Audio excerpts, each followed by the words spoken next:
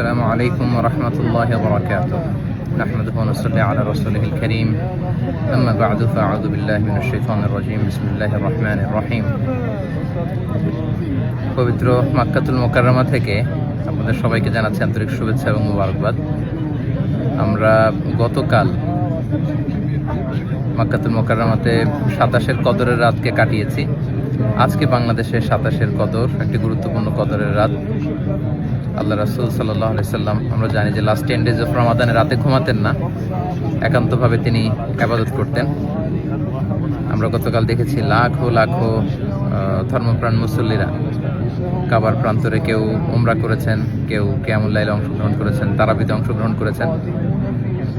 আলহামদুলিল্লাহ, আজকে বাংলাদেশে 27-এর কদরের রাতকে আমরা উদযাপন করছি।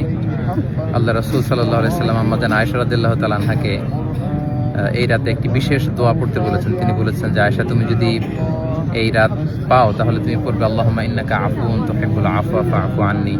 অর্থাৎ, হে আল্লাহ, আপনি ক্ষমাশীল, আপনি ক্ষমা করাকে পছন্দ করেন, আল্লাহ আপনি আমাদেরকে ক্ষমা করেন।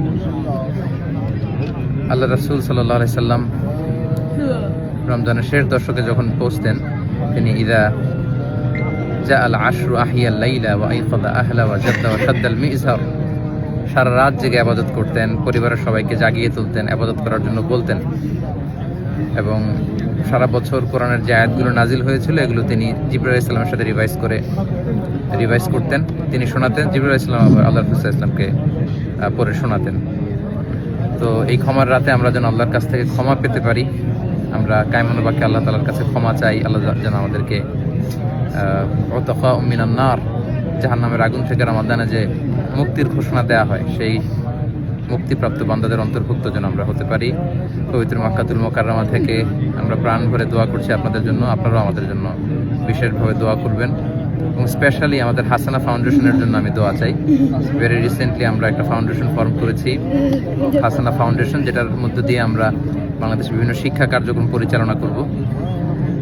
কদরের এই বরকতময় রাতে হাসানা ফাউন্ডেশনের ভবিষ্যৎ কার্যক্রমগুলো যেন আমরা স্মুথলি পরিচালনা করতে পারি। আপনারা এই ফাউন্ডেশনটির জন্য দোয়া করবেন। এবং ঈদের পরপরই আমি দেশে আসব।